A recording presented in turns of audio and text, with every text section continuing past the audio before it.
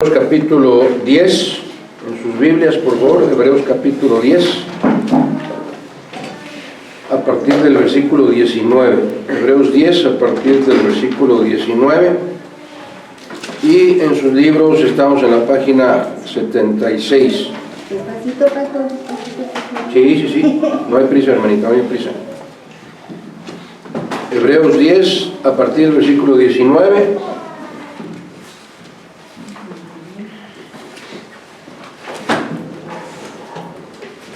Y en sus cuadernos la página 76.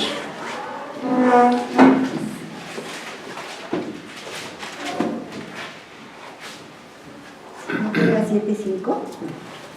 7.6, hermanita, según yo, habíamos visto la primera parte de resumen y exhortación por el hermano Luis. Con ello quedo aquí, continuamos la perfección del triunfo. La 75, ¿no es? No, las dos más.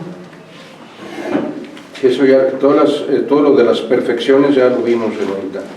Vamos en la página 7.6. ¿Sí lo oyes?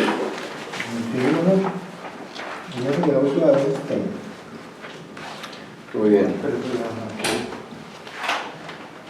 Sí, es que últimamente estoy estudiando con los niños. Ah, tiene razón. Que él estuvo con los niños, por eso no. Pero sí, estamos en página 76, donde dice resumen y exhortación. Muy bien. Vamos a tener una oración antes de empezar. Donovan nos dirige su oración. Padre Santo, te damos gracias por este nuevo día que nos brindas, por la oportunidad de estar en tu hogar, Señor, para escuchar tu palabra. Amén. Bendice los hermanos que van a participar en esta enseñanza. Llénalos de tu espíritu y de tu sabiduría, Señor. Que tu palabra llegue a cada corazón, que entre a nuestra alma, a nuestro corazón, a nuestra mente, que nos renueva, y que lo que vamos a escuchar lo podamos aplicar en nuestras vidas, Señor. Que no nada más entren y salgan por uno y salgan por otro y no repercutan en nuestras vidas. Cámbianos, renuévanos, perfeccionanos, Señor. En tu nombre te lo pedimos. Te amamos, Señor Jesús. A ti sea la honra y la gloria por siempre. Amén. Amén, amén. Muy bien. Vamos a leer al unísono Hebreos capítulo 10, del 19 hasta el 25, versículos 19 al 25. Hebreos 10, 19 al 25. ¿Estamos listos? Muy bien. Dice la palabra de Dios: así que, hermanos, teniendo libertad para entrar en el lugar santísimo por la sangre de Jesucristo, por el camino nuevo y vivo que Él nos abrió a través del velo, esto es, de su carne, y teniendo un gran sacerdote sobre la casa de Dios, acerquémonos con corazón sincero, en plena certidumbre de fe, purificados los corazones de mala conciencia y lavados los cuerpos con agua pura. Mantengamos firme, sin fluctuar, la profesión de nuestra esperanza, porque fiel es el que lo prometió.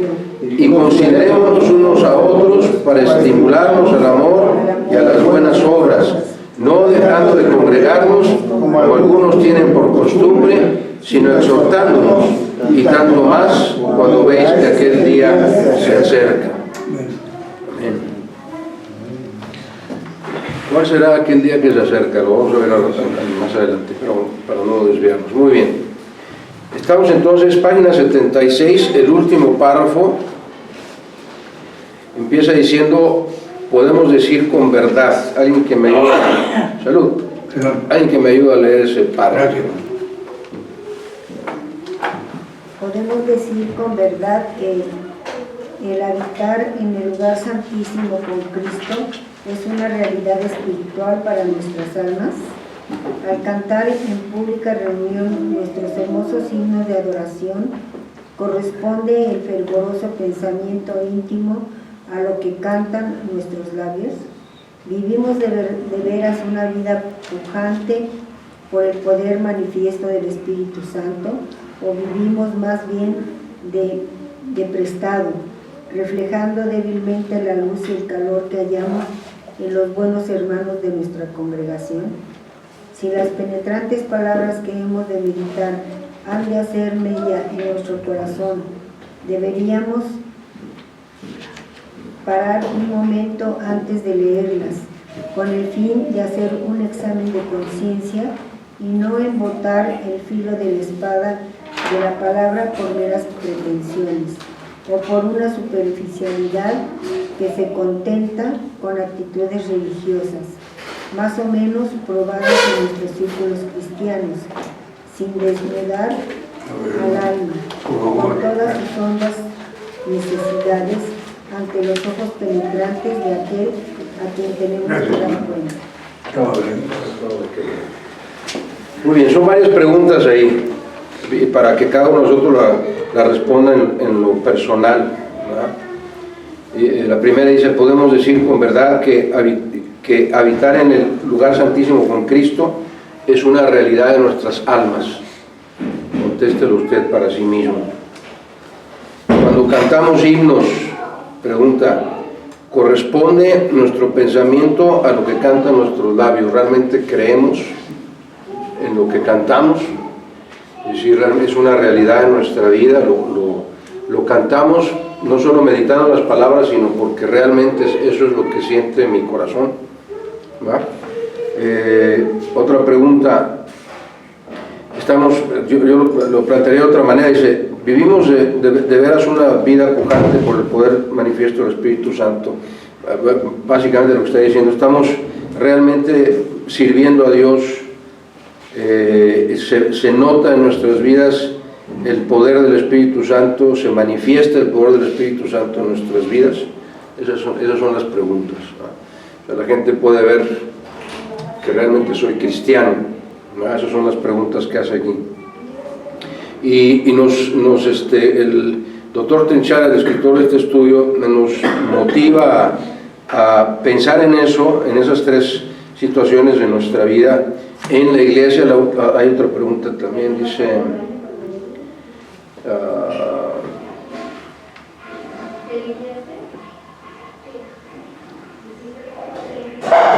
hallamos, ¿cómo se puede decir? El calor que hallamos en los buenos hermanos de nuestra congregación, es decir, ¿realmente nos amamos como hermanos en la congregación? ¿O hay alguien aparte de mí que le caiga mal? ¿No? ¿Todos nos caemos bien? ¿Todos nos amamos?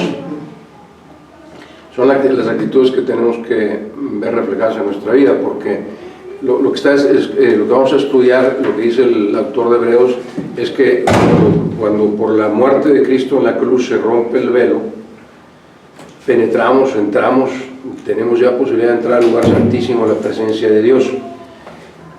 Para poder estar en la presencia de Dios, en la presencia santísima de Dios, tendríamos que cumplir con estas 4 actitudes, ¿verdad? Que se refleje en nuestra vida que el Espíritu Santo está obrando, que haya amor entre los hermanos, que nuestro espíritu esté creciendo, que cuando cantemos se note que eso que canto es parte de mi vida, lo creo y lo vivo. Todo eso tiene que ser porque ya estoy, imaginémoslo así, estamos ya adentro del lugar santísimo. En el momento que aceptamos a Cristo como nuestro Salvador, estamos dentro del lugar santísimo, no nada más hoy, todos los días de nuestra vida. Entonces, si estoy en la presencia del Dios 3 veces santo, santo, santo, ¿verdad?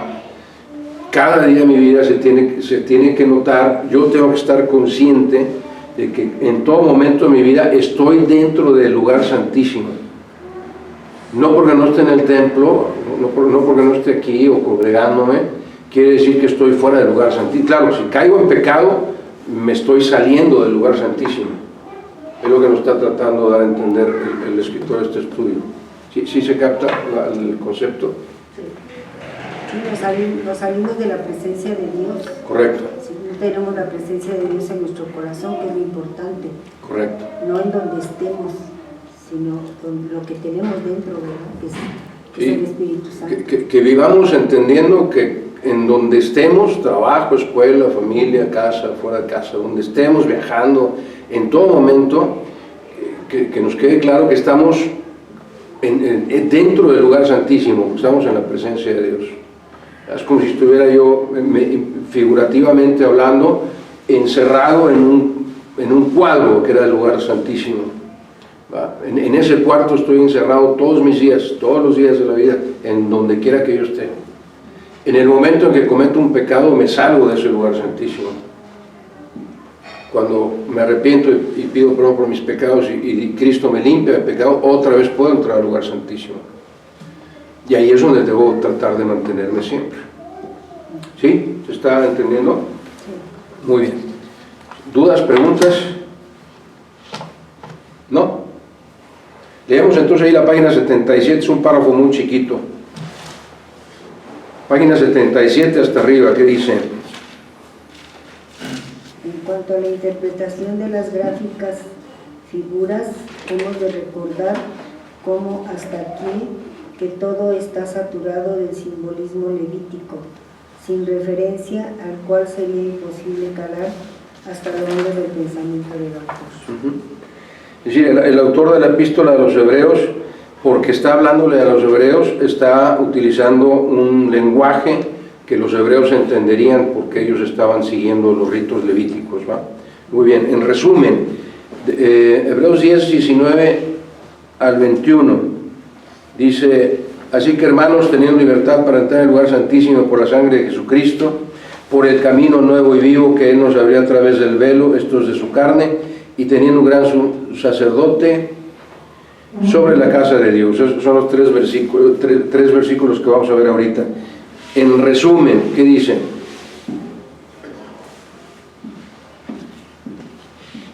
Lo que acabamos de leer, los tres versículos, ¿no? Este resumen consiste en una triple declaración que forma la base de las exhortaciones sucesivas. Primero, tenemos confianza para entrar en el santuario en virtud de la sangre de Jesús.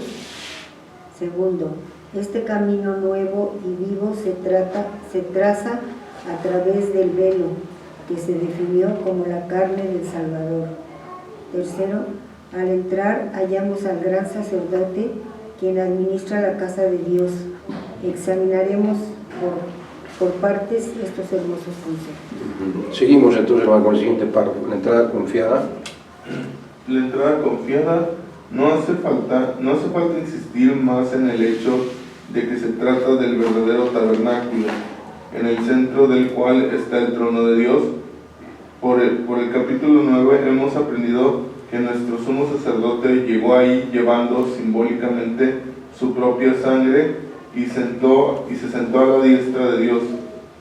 La gran verdad que el autor apunta aquí es que los creyentes que acuden a Dios por medio de Cristo pueden seguir al sacerdote, a David, por donde él ha penetrado, y notemos bien que no se trata de una entrada íntima en las moradas eternas a la venida del Señor, sino de nuestro acercamiento actual a los efectos de la adoración como creyentes sacerdotes, santificados para nuestra alta función espiritual por medio del sacrificio del cuerpo de Jesucristo, hecho una sola vez.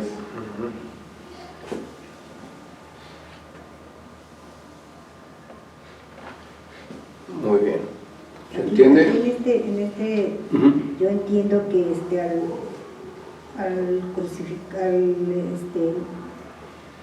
subir Jesucristo al cielo fue cuando se rompió el velo, ¿sí? Y que nosotros ya podemos entrar directamente a Dios. No sé si esto se refiere a ese... Es el sentido, el velo se rompe según Mateo, la cita, creo que incluso viene un poco más adelante aquí en el estudio, sí viene más adelante, Mateo 27, Mateo 27,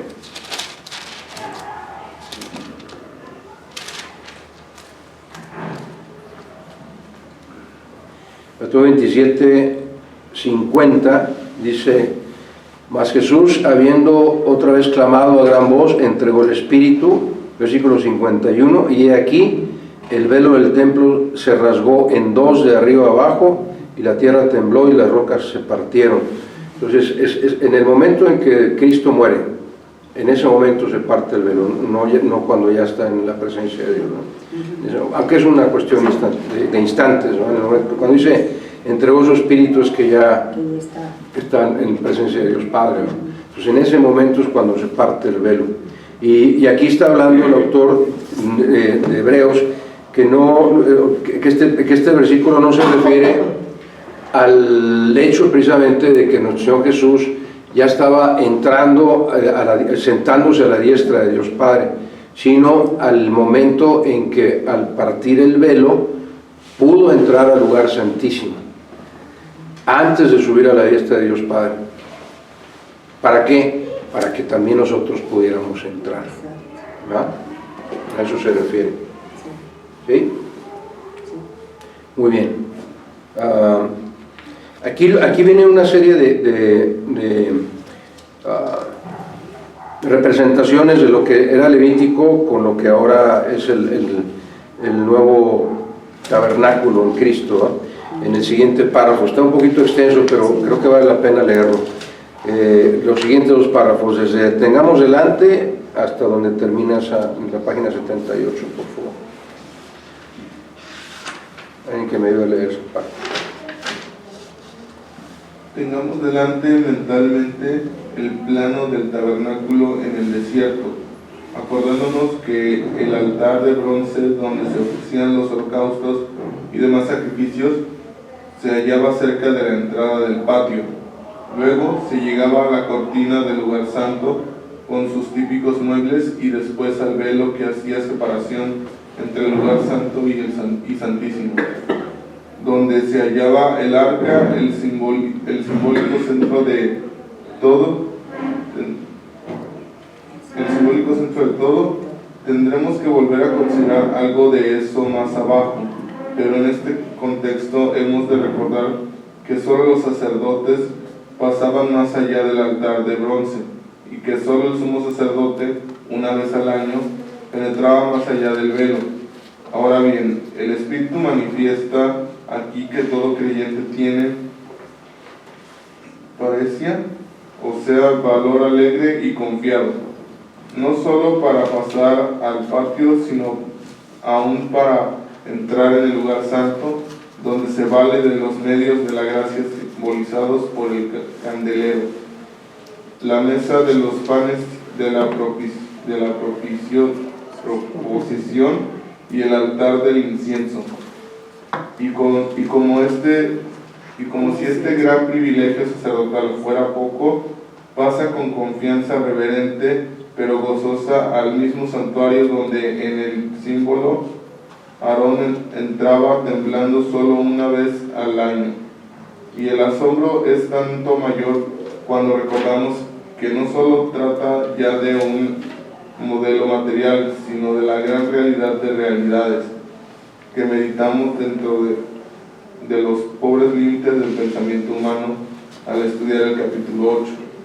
El apóstol Pablo revela la misma verdad con distinto simbolismo cuando declara: pero Dios, por su gran amor con el que nos amó, aún estando nosotros muertos en pecados, nos dio vida juntamente con Cristo, y juntamente con Él nos resucitó, y asimismo nos hizo entrar en los lugares celestiales con Cristo Jesús, que por asimismo nos hizo entrar en los lugares celestiales, que por medio de Él tenemos entrada por un mismo Espíritu al Padre, y allí nos bendijo con toda bendición espiritual en los lugares celestiales en Cristo. Pablo trata de nuestra gloriosa posición en unión con el resucitado, según su doctrina característica, mientras que el autor de esta epístola piensa en la abolición de las barreras que eran necesarias en los tiempos de preparación.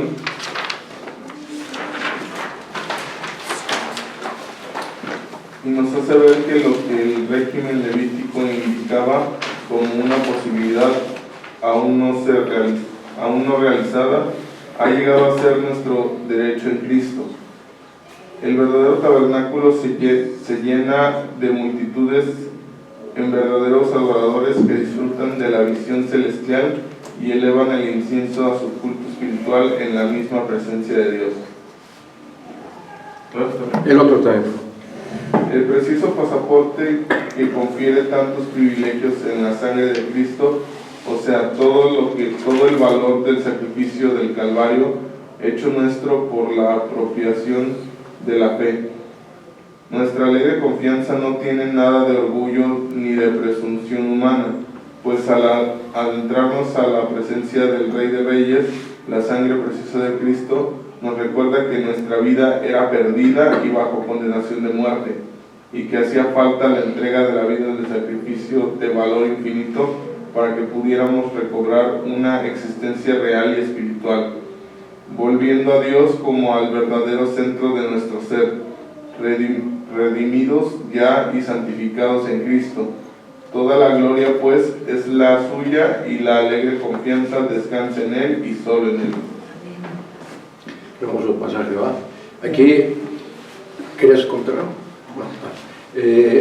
Hay varias cosas para resaltar de todo esto que está diciendo, pero básicamente nos trata de ubicar en el tiempo en el que era el tabernáculo terrestre, y ya nos describe, ¿va? Entrar al tabernáculo y lo que se veía primero era la mesa de los sacrificios, ¿va? En donde cada persona que quería pagar sus deudas del pecado llegaba y los sacerdotes estaban ahí oficiando constantemente los sacrificios en ese altar, ¿va? De bronce. Y luego, pero era un patio en donde todavía había otros más artículos en donde se quedaban los sacerdotes, y ninguno de ellos podía, o sea, es decir, veían físicamente el velo, ¿va? Que separaba el lugar santo del lugar santísimo. Todos los días lo veían, pero no podían entrar, ¿va?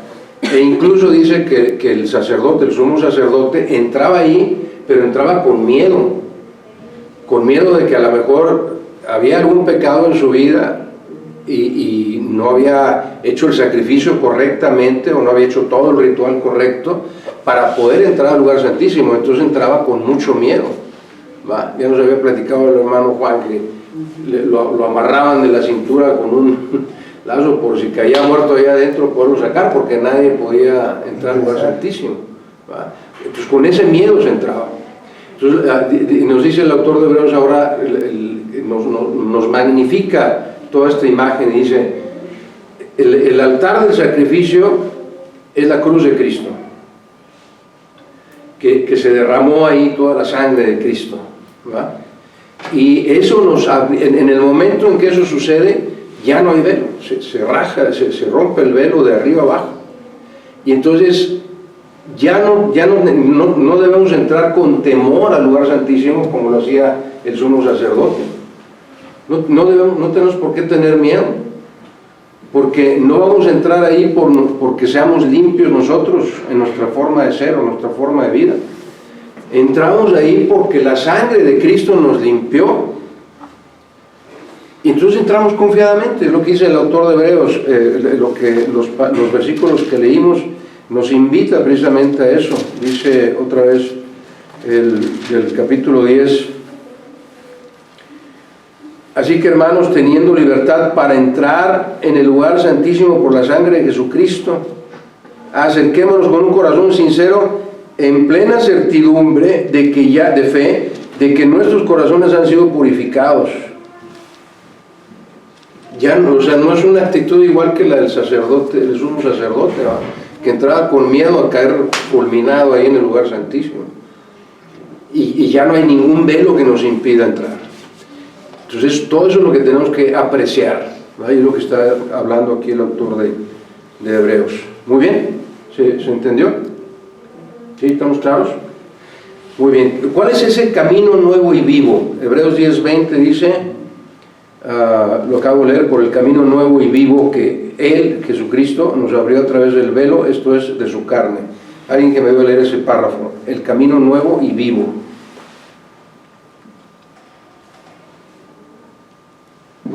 No se peleen, nada más uno. Tras la declaración del derecho de entrada viene la descripción del camino, basada sobre el simbolismo que ya hemos recordado. La palabra traducido por nuevo es muy especial en el griego y significa recién santificado, y detrás de ella se halla la unión de dos metáforas que tiene su lógica espiritual si tenemos en cuenta que todas las partes del tabernáculo y su ritual hablaban de diversos aspectos de la persona y la obra del Señor. Así, el camino empieza en el simbólico altar de bronce, que es figura de la cruz como lugar de sacrificio, donde se veía el sacrificio recién consumado de quien era en su misma persona el camino al Padre. Viene a completar la figura el velo rasgado, que también habla del mismo hecho consumado en el Calvario, según el simbolismo que notamos más abajo. Entonces dice, el altar de bronce es la figura de la cruz. ¿Por qué? ¿Por qué es el símbolo? ¿Por qué el altar de bronce simboliza la cruz de Cristo? Porque es donde se hizo el sacrificio. ¿Perdón? Es donde se hizo el sacrificio. Es correcto. Ajá. En el altar de bronce es donde se sacrificaban los corderos y todo. ¿Y la cruz de Cristo? Es donde Él se crucificó a sí mismo prácticamente, ¿verdad? Su propio sacrificio, ¿verdad? ¿Se entiende? Sí. Ok, sigamos leyendo, por favor. Nosotros no estamos tan empapados en el simbolismo del Antiguo